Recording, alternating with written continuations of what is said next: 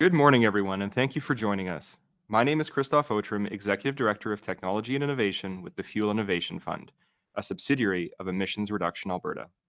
We are here today to walk you through the Future Fuels Challenge, and we're really excited to share the details of this funding program. Opportunity is what technologies and projects we're looking for, and a few tips on how to submit a strong application.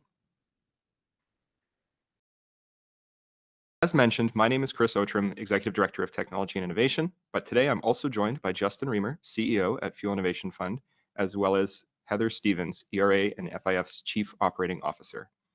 For those of you that have joined previous ERA webinars, we may be familiar entities to you, and that's because the management, governance, and decision-making of the Fuel Innovation Fund resides within the executive team of Emissions Reduction Alberta. Before we begin, we have just a few housekeeping items for you. All participant microphones are muted to avoid background noise automatically through the platform. If you run into any technical issues with the webinar during our session today, please email Neil at his email, which you can see on the slide there, and we'll do our best to help.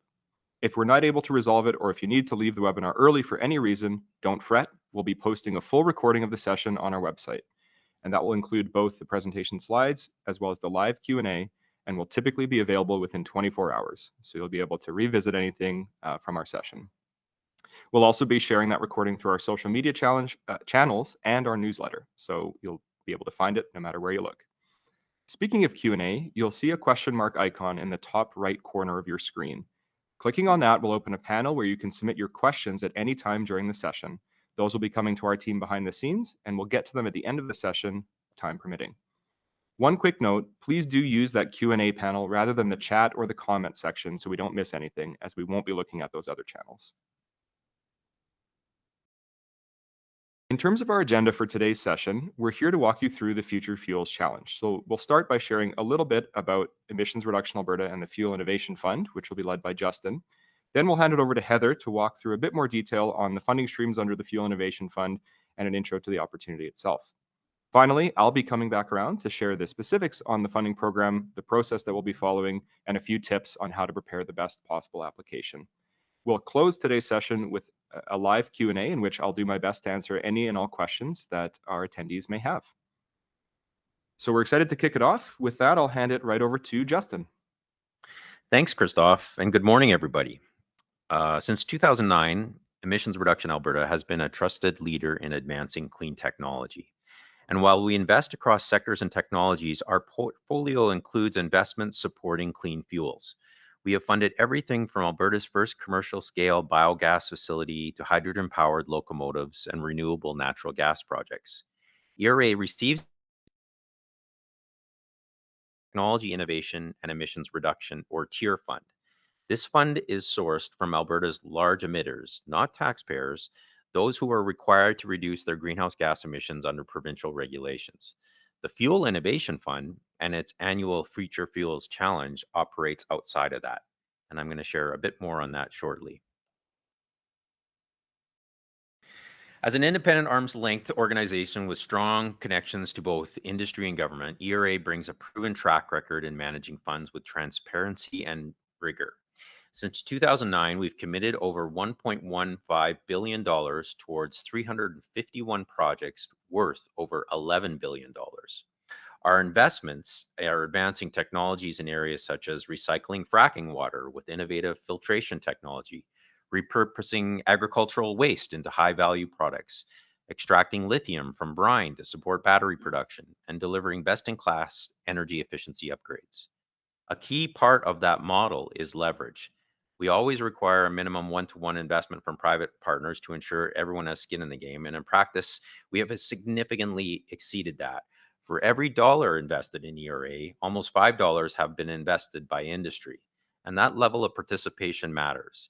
It signals real demand and ensures that projects are grounded in commercial reality. The impact of ERA's work is not only environmental, but also economic.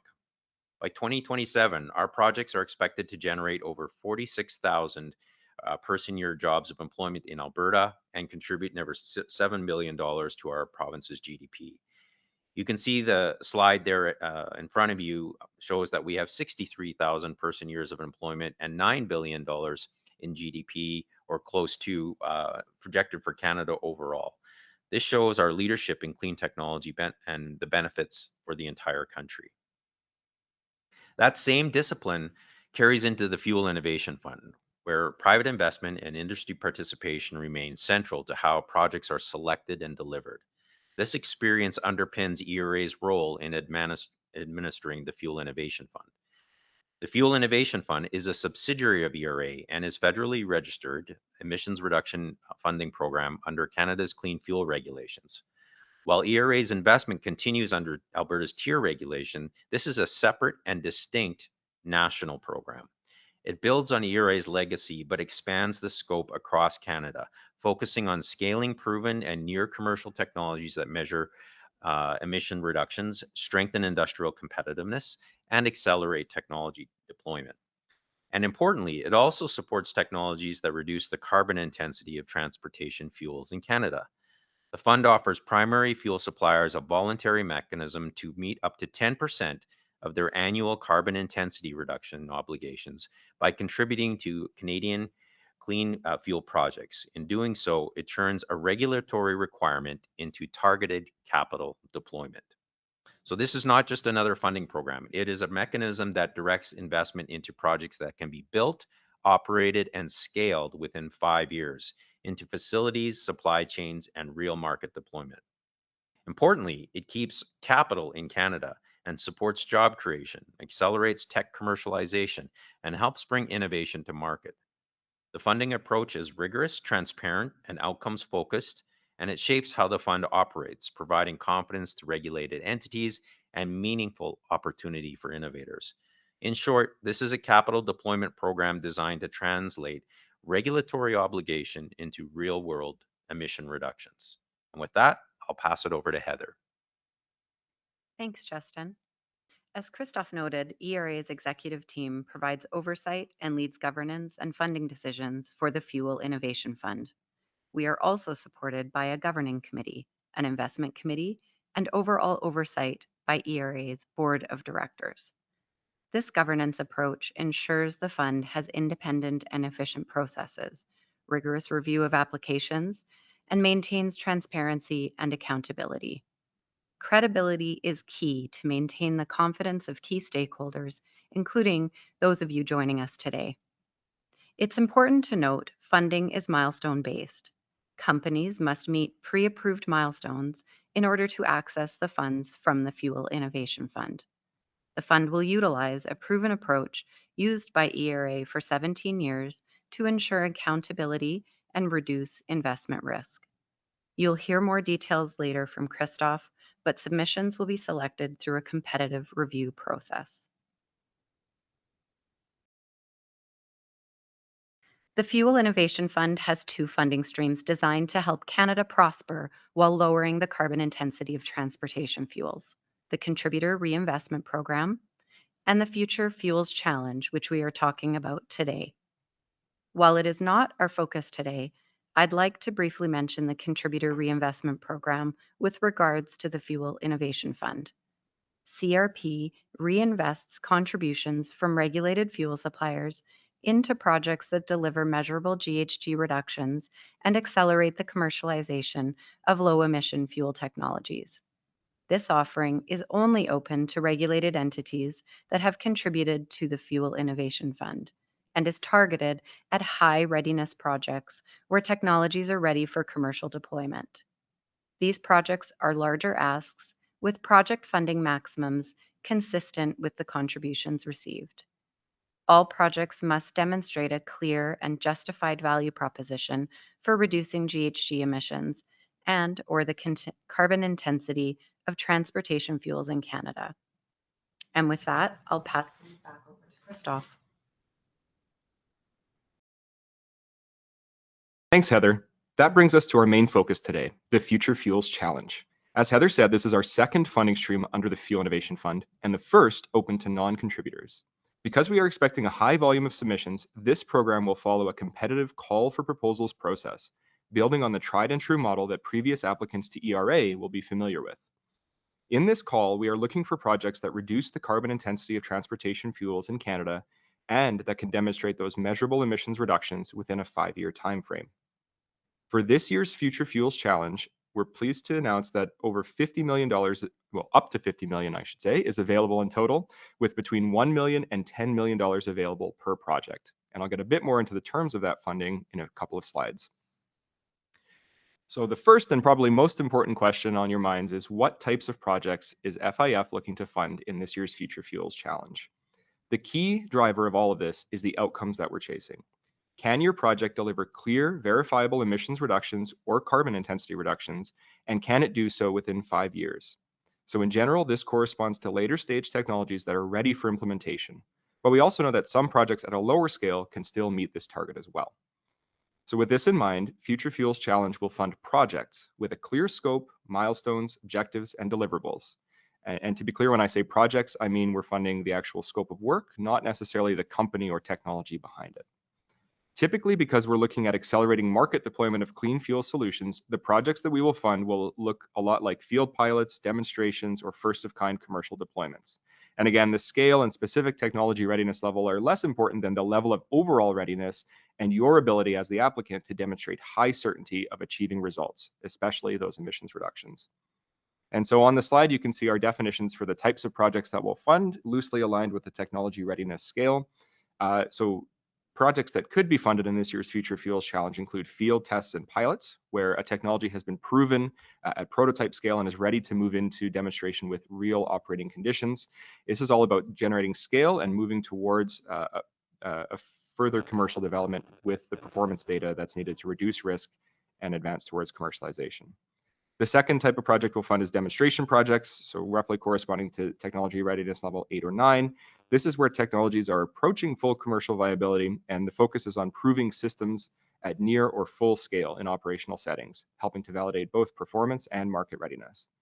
Finally, we also will support first-of-kind implementation projects that are technologies at full scale and ready for their first commercial deployment.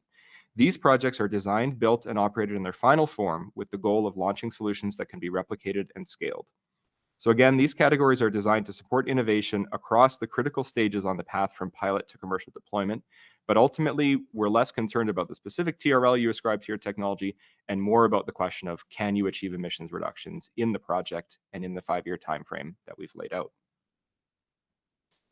Keeping on the theme of what types of projects can be funded, the number one question we get is, what technologies are we looking for? This program is technology neutral, or another way to say it is not technology prescriptive. What that means is that we don't have a specific list of technologies that you must fall under in order to receive funding. Rather, any technology that achieves the objectives of this call and the clean fuel regulation could be eligible for funding. Under CFR, emissions reduction funding programs like Fuel Innovation Fund are not limited to just funding CFR credit generating activities, although those are of course eligible.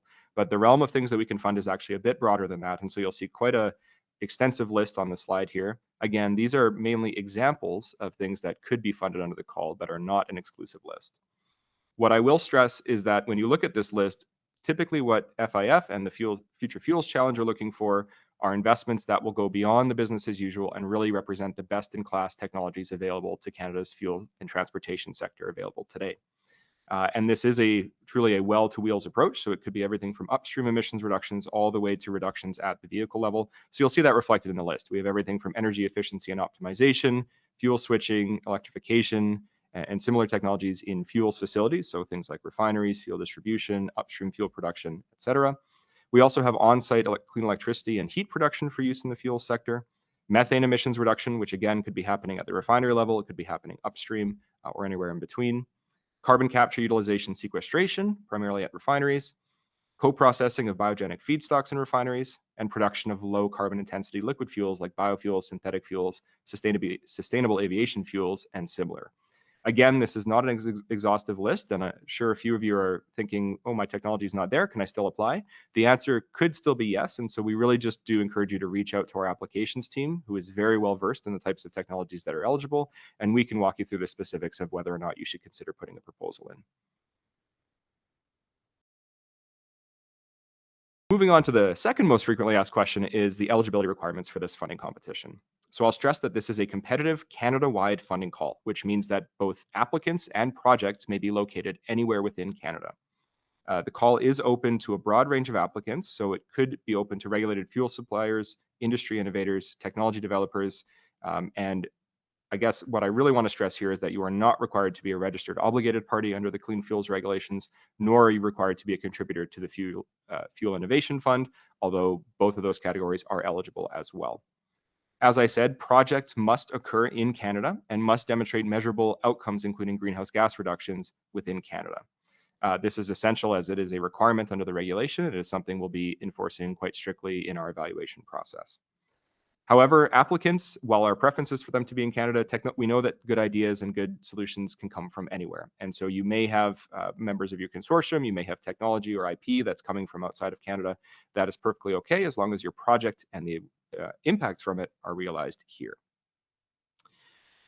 Projects should be able to demonstrate measurable outcomes, as I've said several times, including greenhouse gas reductions and economic and environmental benefits.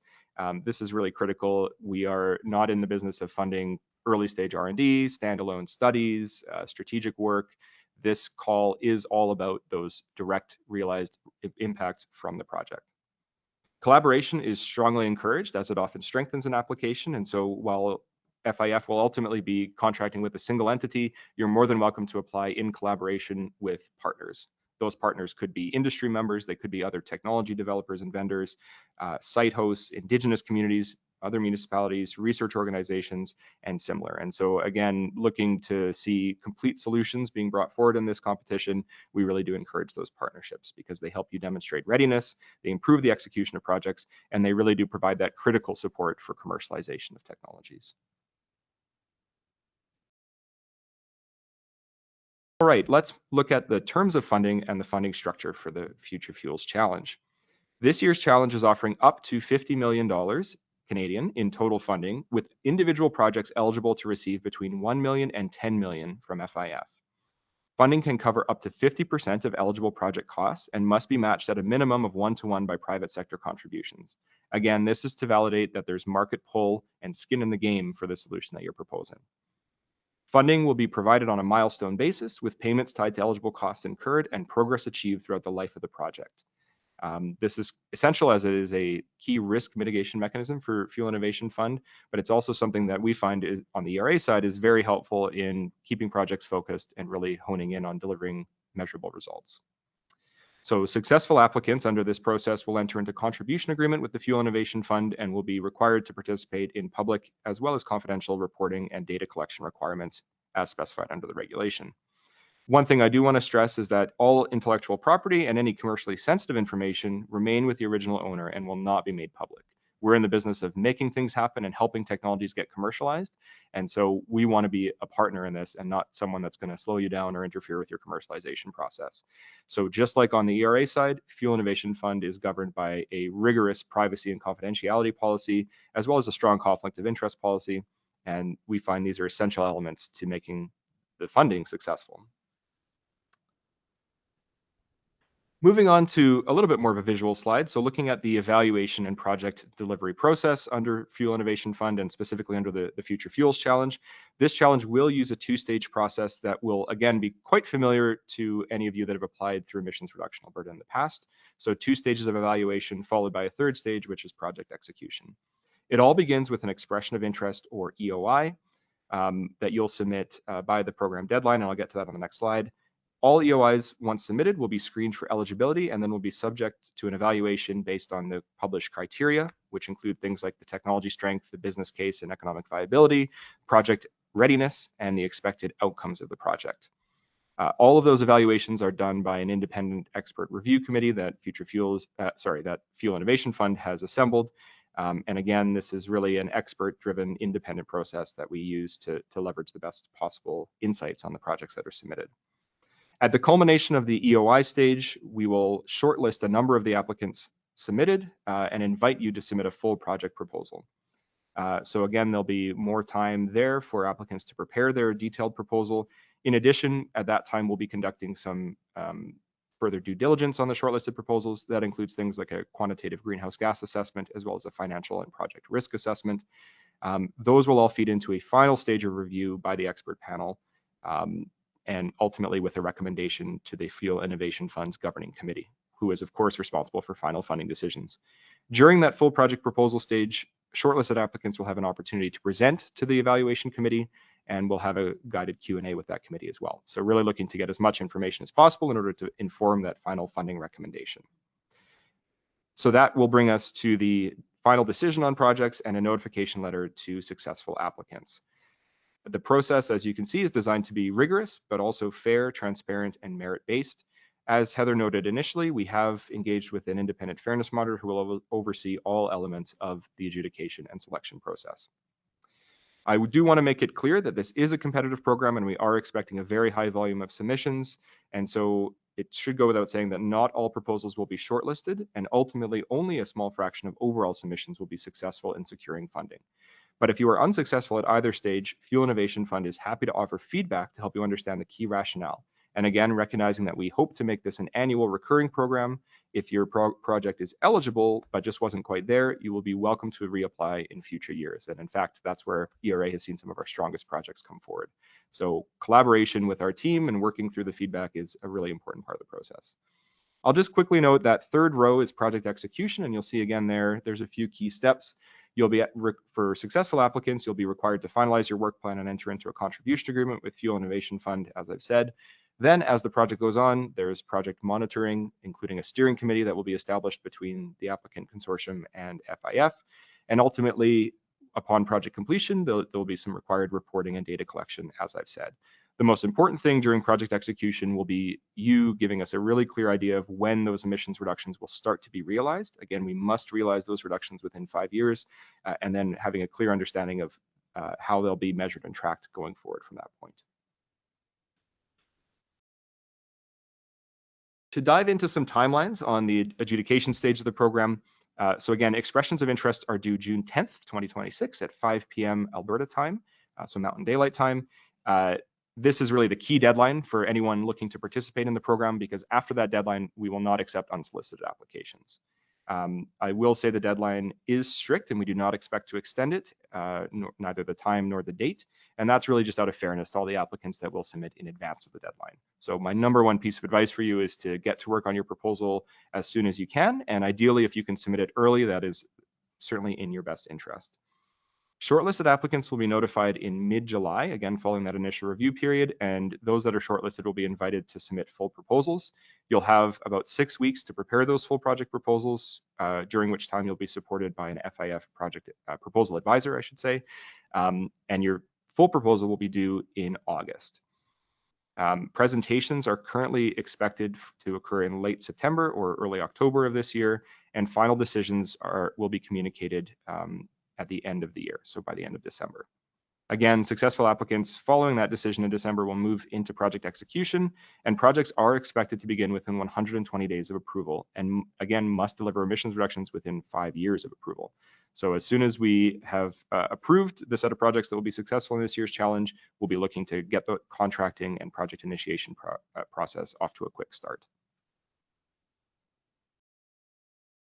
A few pieces of advice for preparing a strong application. The first one is around clarity. And so what we've done is we've published all of the guidelines for the program. We've published clear templates for you to follow. But really, I think the strongest proposals that we see are the ones that have not just followed the template, but really made the best use of space to clearly communicate a description of your project and its potential impact. The second element that we're looking for is readiness. And readiness can be thought of as the inverse of project risk. So under the Fuel Innovation Fund and the Clean Fuels regulations, again, we must see these projects realize reductions within a 5-year timeframe. And so it's very important that you as the applicant convince our evaluation committee as well as our governing committee that your project can indeed achieve that. And so what that means is clearly identifying any key risks, whether they be technical, regulatory, financial, or otherwise, and propose strong mitigation measures for those risks. If your project does not have low residual risk after the mitigation measures, it will not be funded in this process. I can guarantee you that.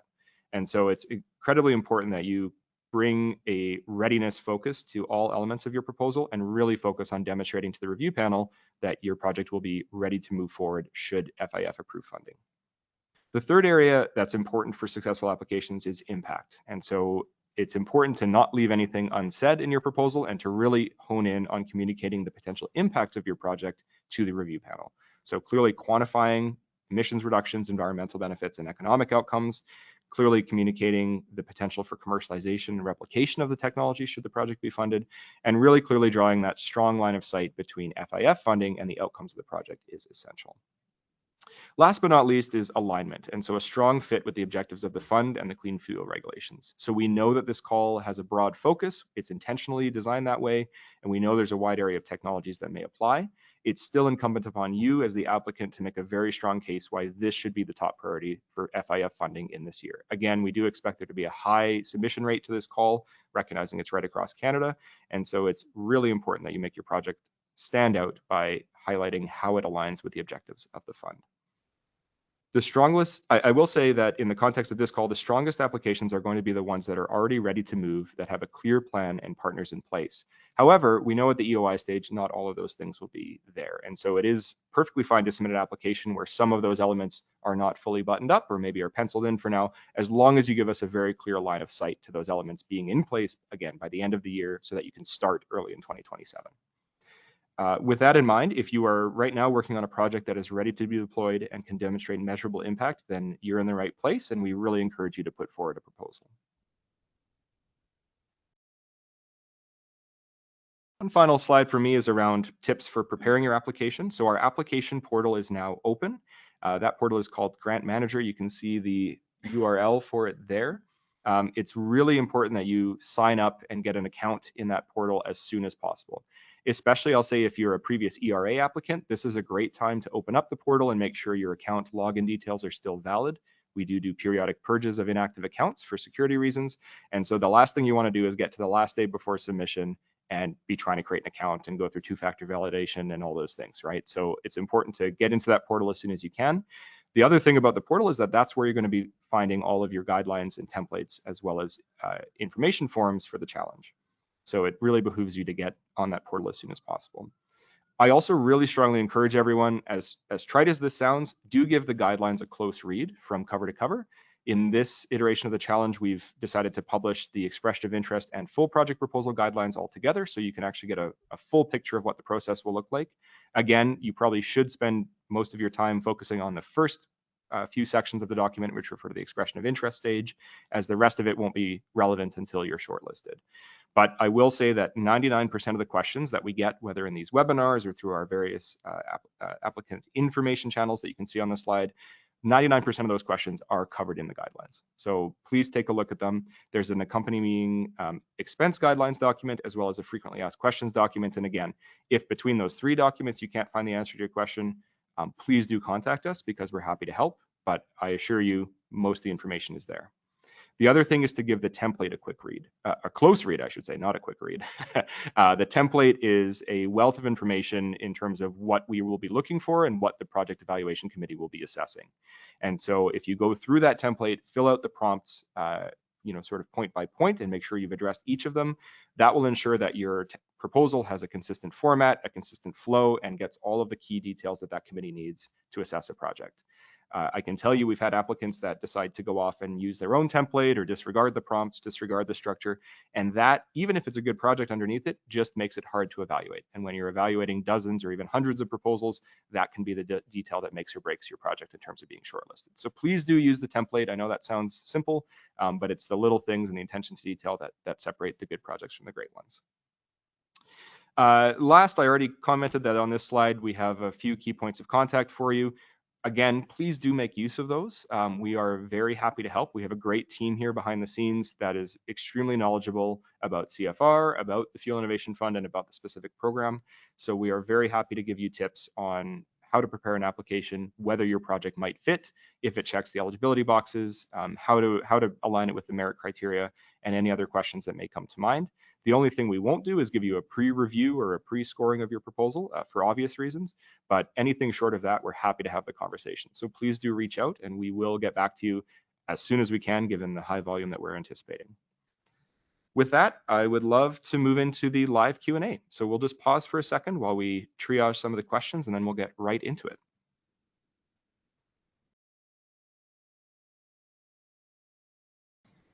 Again, you can use the question mark icon in the top right of your screen to submit questions. I'm seeing quite a number coming in already, and so happy to start answering a few of them.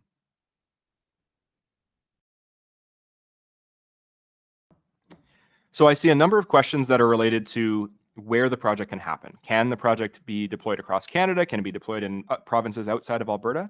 And this is really important because this is the first time we have done a funding competition that is Canada-wide. And so I am pleased to say that we are accepting applications from right across the country, and the project can happen anywhere in Canada. So it does not have to be in Alberta. We know obviously there's a few provinces, including Alberta, that have a concentration of refining activity in the country, but we don't expect that all the projects will end up in just one location. Another question is around the grant manager platform. Do we need to create a new login for FIF if we already have an account for ERA? No, so this is a single window application platform. So if you've previously created an account and it's still valid, you can use that same account to apply to both ERA and FIF programs. So please just make sure that your login is still valid. As I said, sometimes they become inactive after a while. If you create a new account going forward, again, it'll be valid for both ERA and FIF. See a couple of questions around applicant eligibility. Would utilities or municipal entities be eligible to apply? And a couple other questions of the same nature. Yes, in principle. Again, what we're looking for is a delivery entity that's very well positioned to carry out the full project, and one that can bring private skin in the game. So that we have in the past funded municipalities with their sort of capital budgets and things, so that could work. I will say in this call, again, because we're really focused on the fuels sector and the supply chain of liquid fuels in Canada, typically what we'd be looking for is a partnership where there's somebody who's an active participant in that ecosystem, in that supply chain. So even if the lead applicant is maybe a utility or a municipality, we'd still be looking for some participation from the fuel sector specifically. I see some questions around repayment and how we manage the timing around realization of greenhouse gas reductions. So, for example, if emissions reductions are not realized after the project has already been funded. So this is a situation that we are really looking to avoid here, because under the regulation, it's quite a strict requirement to achieve those emissions reductions. And so there's a couple of things here. One is we're going to be very strict at the application stage around your project readiness and risk level. So if your project does have some red flags or some things we say, wow, this could result, we could get well into this project and then not realize reductions, we are not going to fund your project. So you want to do a really good job of convincing us that that's not the case when you're doing your proposal. However, we are in the business of innovation. As Justin said, we funded over 350 of these projects. We know that things don't always go to plan. And so we do have a number of flexibility mechanisms within the contribution agreement, within the funding program, to allow you to mold your project and shift as you go through. Obviously, minor shifts, not so much major shifts. The key thing is that during the management of change process, we'll be looking very carefully at whether you still can achieve that emissions reductions within 5 years. Ultimately, so to get back to the question, if we were to fully fund a project and then emissions reductions were not achieved, we do have a number of remedy options available to us in the contribution agreement. And again, these are defined as per the clean fuels regulations and our obligations as an emissions reduction funding program. So suffice to say that will be covered in the contribution agreement, but there is potentially the option for repayment or clawback of funding in the event that emissions reductions are not realized. Again, not a scenario that we want to get into. Can projects later be sold? Can they generate credits? Can the IP be transferred? Generally, the answer to those sorts of questions is yes. So again, we don't retain ownership of the project, of the outcomes, of the credits, of the IP in a normal scenario after the project is complete. And so the key thing to look out for would be, if your project is very clearly going to be setting itself up to be sold, and then the emissions benefits might not be realized, or for example, you might end up selling those fuels outside of Canada. That is a risk that we'll be looking for, because again, that would be contrary to the intent of the regulation. But in usual practice, so if you were to develop a pilot plant during the project with FIF funding, and then 5 years after we funded you, you sell it to somebody else within Canada and it's still operating, there's really no issue there with the way we've set up the program. I see some questions around the difference between the expression of interest and the full project proposal stage, and some questions around page limits and the level of detail. So typically the full project proposal is significantly more detailed and in depth than the expression of interest. There's a couple things. So we've split out the criteria into a few more specific categories at the full proposal stage, but you will see a very clear line of sight from the EOI criteria to the FPP if you take a look at those guidelines, and that's intentionally so. So we know that there'll be a bit of replication and duplication of information. Usually what happens is as projects are moving into that full proposal stage, they are becoming more firmed up, the details are falling into place, and you're spending a bit more time analyzing the finer points. That's why we ask those more detailed questions at full proposal, and it really supports our ultimate due diligence on the project. I will say that the full proposal page limit is 40 pages as opposed to 10 at expression of interest. Again, that's just reflective of the additional detail that's required, but a lot of it is just upgrading the information you've already written for your expression of interest. So again, there is about the same amount of time that we give for EOI preparation and full proposal preparation.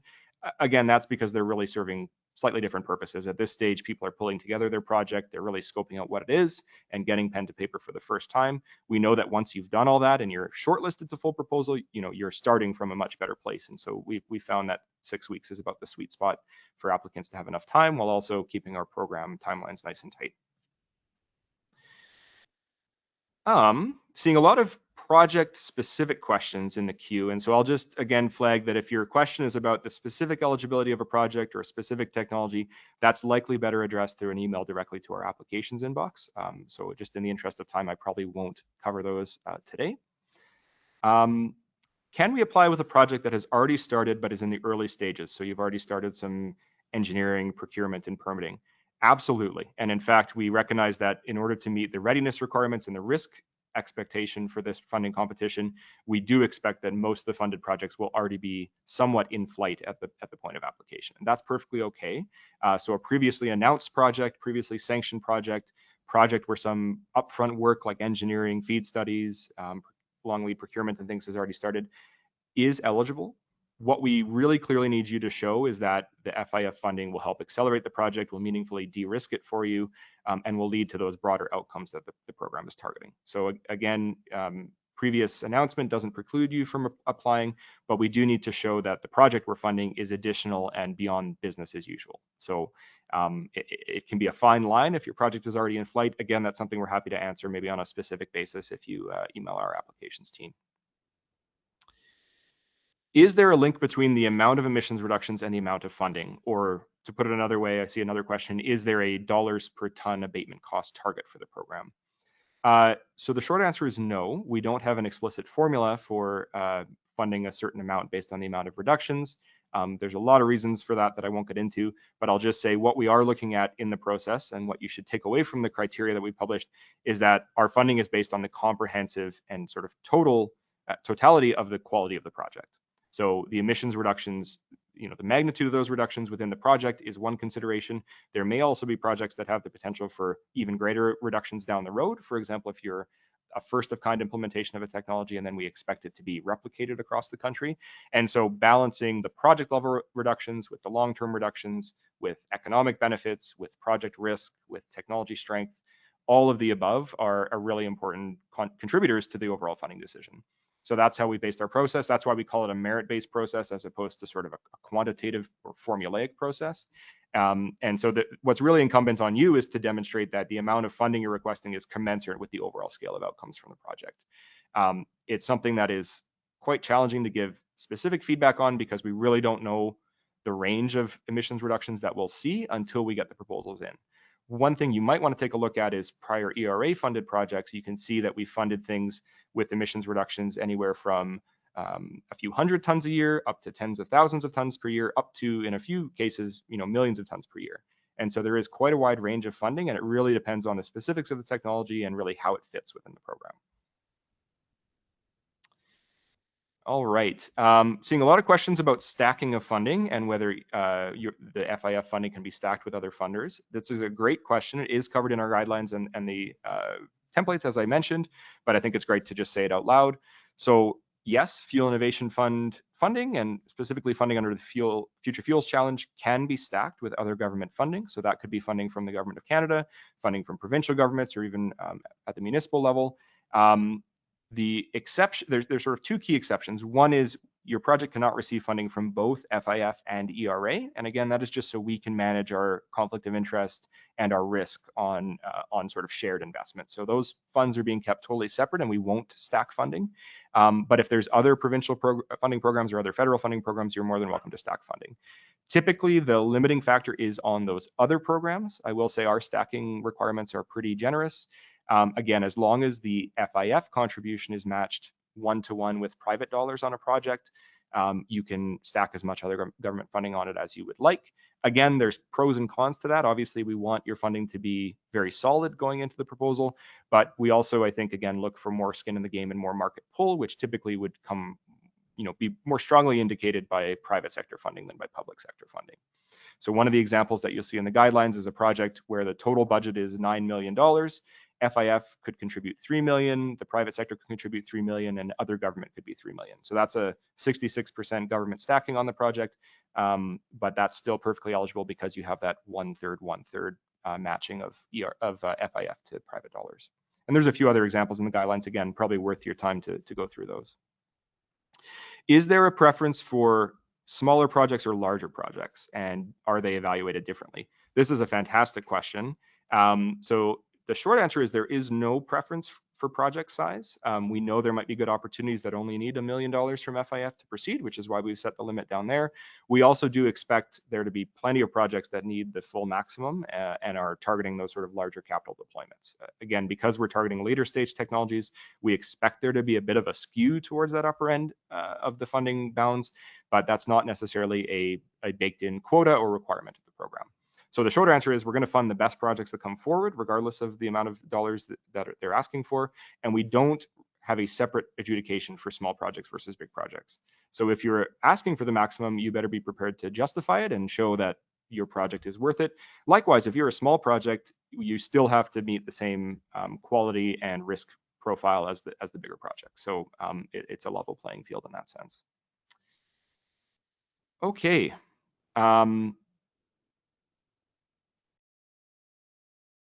Seeing a lot of questions again about specific technologies, if gaseous fuels can apply production, greenfield sites to produce things like hydrogen, renewable natural gas. In principle, those sorts of projects could be eligible. Again, we just have to be very careful about how they would feed into the fuel supply chain and whether they're already covered by other crediting programs. So again, there is an additionality component here that our greenhouse gas assessment will look at. So again, as frustrating as it might be, I just encourage you to talk to our team directly because I probably can't answer that question here now. Okay, I think I've covered most of these ones, a few new ones coming in. So great question around timing and how we look at the start time for emissions reductions. So if a project starts to realize emissions reductions at the very end of 2029, for example, or 2030 in this case is actually our deadline. So if your project isn't going to realize reductions until maybe the last quarter of 2030, which is right up against our deadline for this program, is it eligible? Yes, but I will say, there is a risk element there where we know that some of these projects get delayed. And so if you're telling us, yeah, our project's great, and we're going to start reducing emissions with 1 day left in the year, and you're going to get 1 day of emissions reductions, and then all the other emissions reductions are out in the future past the project period. From an emissions reduction standpoint, that's fine. But from an eligibility standpoint and from a risk profile, we're going to look at that really closely and say, well, do we really believe you're going to hit that, last day, last week, last quarter of the year? Or do we think there's a chance that if your timelines get pushed by a month or two, that you're going to miss that deadline? And if we come to the conclusion that you have the risk of missing the deadline, we're probably going to prioritize a project that starts to realize those reductions sooner. So again, it's really in your best interest to show us clearly when you think those reductions will happen and to give us really strong confidence that you can hit that date.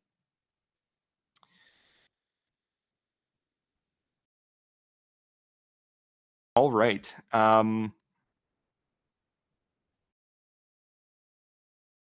A couple people that are asking about what to do if they have issues with the application portal specifically. There is an email at the bottom of, I believe it's all pages on that portal. It's ims@eralberta.ca, and you can get direct technical assistance with the portal. That can be very helpful if you're running into issues. A lot of times we've seen issues with the browser, maybe your browser's out of date, or you need to clear your cache. That can sometimes work, but the technical team there would be happy to walk you through any issues you have with the portal.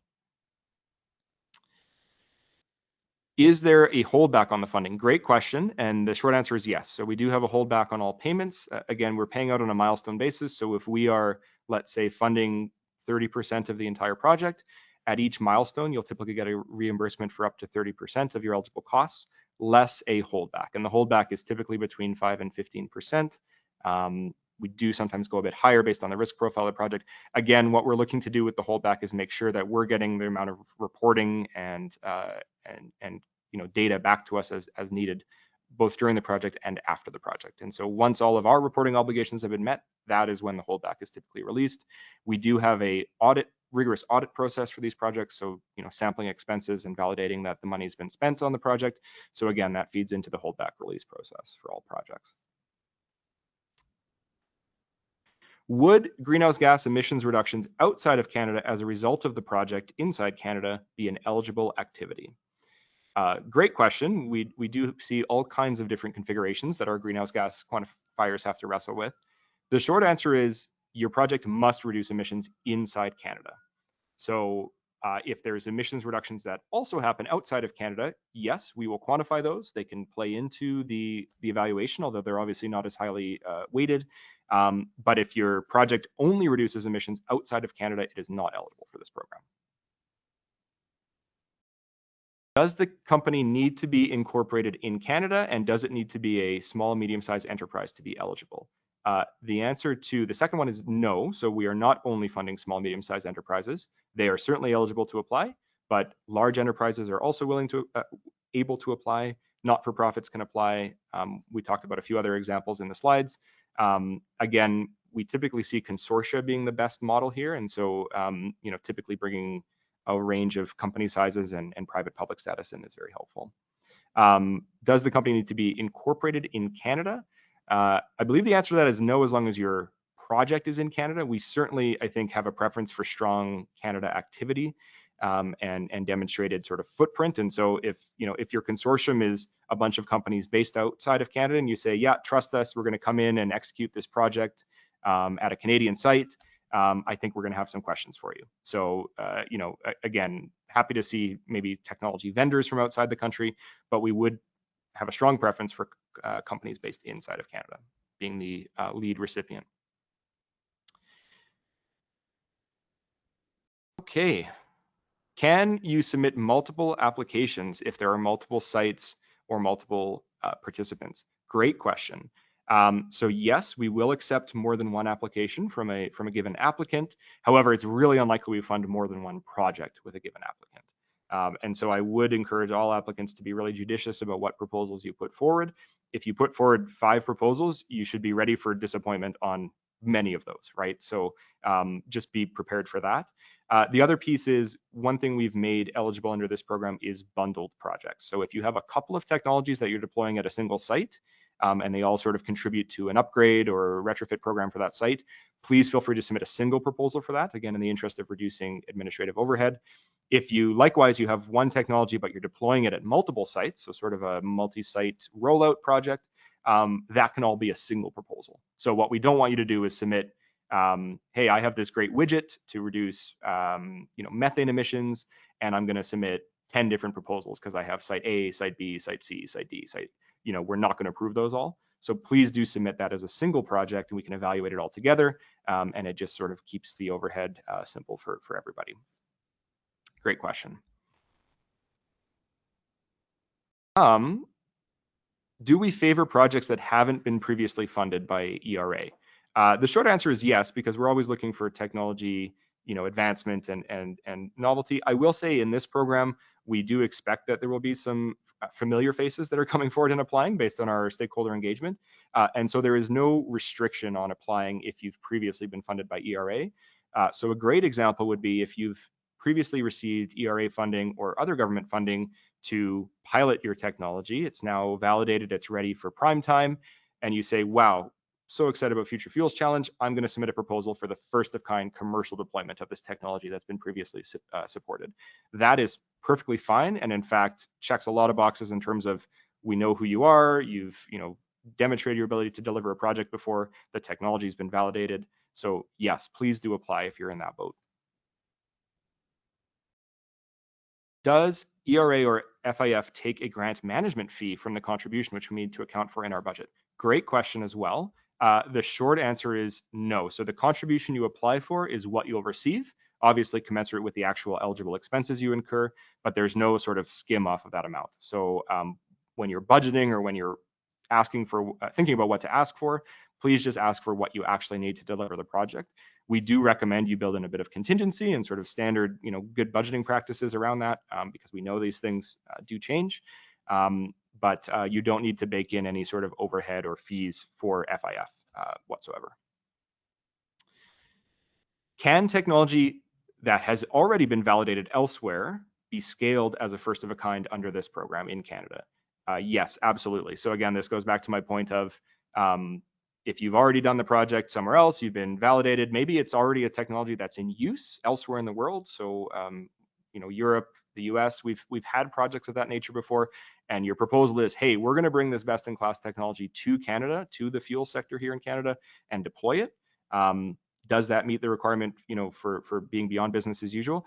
The answer is absolutely yes. So this program is intended to attract leading technologies and sort of best in class technologies from elsewhere in the world to Canada. So you will not be disqualified if your technology is already fully commercial elsewhere. In fact, that could be a feather in your cap in terms of minimizing the technology risk on the project.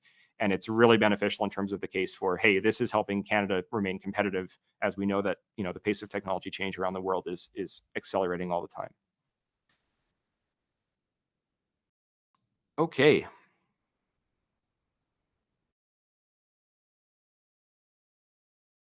Seeing a few repeat questions here.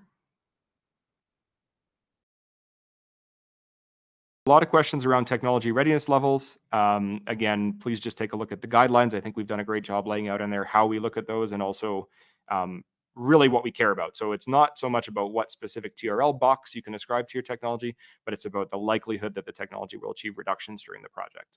So maybe, I'll just go through a couple of examples. There could be a technology, again, that's been proven over in Europe. It's TRL 9.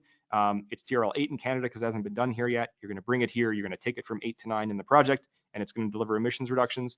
That's fully eligible.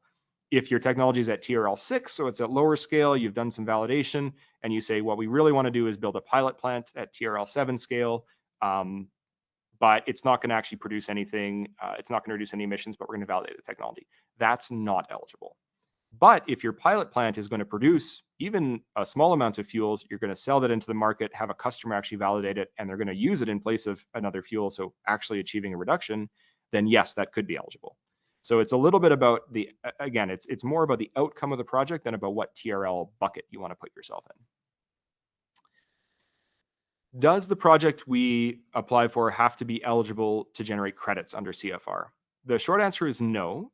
Obviously, projects that are credit eligible are the best aligned because they already have a quantification methodology under the CFR. They've already been sort of sanctioned by Environment and Climate Change Canada. But as written, the regulation does not specify that we have to only invest in credit generating activities. So again, we're happy to see technologies from outside of those lists that still meet the objectives of the program. Again, you're really just going to want to make a strong case for how your technology is reducing emissions and carbon intensity of fuels within the supply chain and within sort of that fuel life cycle. One thing I will say is we are very strongly looking at commercial viability and sort of the business case for all these projects. So if your project is eligible to generate credits, whether they be CFR credits, emissions credits under various provincial programs, you are going to want to build that into your proposal to show us, hey, here is our business case. Here's the extent to which it relies on things like credit generation and the sort of sensitivity, right? So if, we know credit prices can fluctuate, we know provincial credit prices can fluctuate. We really want to clearly understand the viability of your project under a range of future scenarios, again, so that we can invest in things that are the most likely to be successful. How should we quantify our emissions and what approach does ERA recognize or FIF recognize?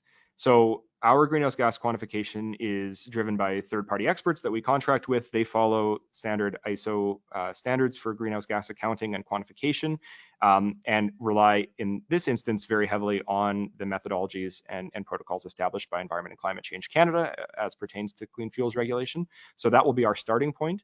What I will say, again, if your project falls outside of that and is something a little bit more new or requires a bit of a ground up approach, our greenhouse gas quantifiers are very familiar with the first principles approach on these projects. We deal with it all the time on the Emissions Reduction Alberta side. And so again, your job as an applicant is to make the strongest case. And so if you're claiming a certain amount of reductions, you're going to want to say, this is the methodology that we followed, this is the inputs and assumptions we've made, and here's a really clear breakdown of how that's been developed. And then that will allow our quantifiers to go in and validate the claim that you've made and ensure it aligns with our internal standards. So that's the best advice I can give you. Again, I see a bunch of questions about various ISO protocols, about various GHG modeling softwares. We do not have a specific requirement for that other than, follow best practices. And our team will work with you on that if you're shortlisted. Okay. Some questions around repeat funding. Will FIF invest in companies, projects from companies that have been previously supported under ERA? Yes, short answer is yes, no problem there. Will we invest in multiple stages of a project with the same company? In theory, that's applicable. Currently, this challenge is only supporting projects, single approvals for a project. So the project can be multiple years, but we're approving funding here in year one, and the funding is then dispersed. So what you shouldn't assume is that you're going to be able to apply for 10 million this year and then 10 million for the same scope next year. That's not currently contemplated under the program. But if you apply for a project this year, it's extremely successful, and then a couple of years down the road, you want to apply again for a further increase in the scale or broader rollout, that is absolutely eligible. Again, we do have a little bit of assessment that we do internally of the sort of opportunity costs, right, of investing in the same technology multiple times. But again, if you look on the ERA side, we have done that in certain instances and where it's really merited by the outcomes of the project. So.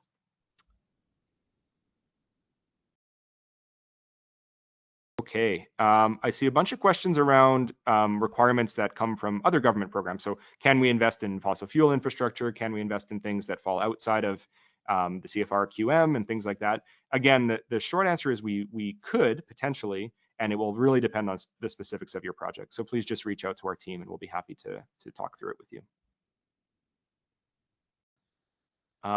This is for a reminder that we will be posting this webinar and the recording online. So if you've missed anything, if you're frantically typing a question and we don't get to it, we will post everything and you can review what we've said. And of course, we'll accept follow-on questions through email.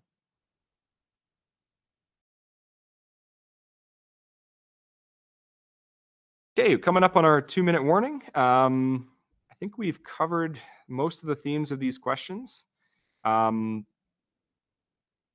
So I think we'll probably close it there. So again, thank you so much for your time. We really appreciate everybody attending today. We had great attendance. And I'll just say, again, lots of questions in the chat. I think we got to most of them. If we didn't get to your question, or if it's one of those specific questions around the specifics of your technology, of your project, really do take the time to reach out to our team. Our team is happy to help, and we'll be able to walk you through any further questions you have. So with that, thanks again, and we look forward to your submissions.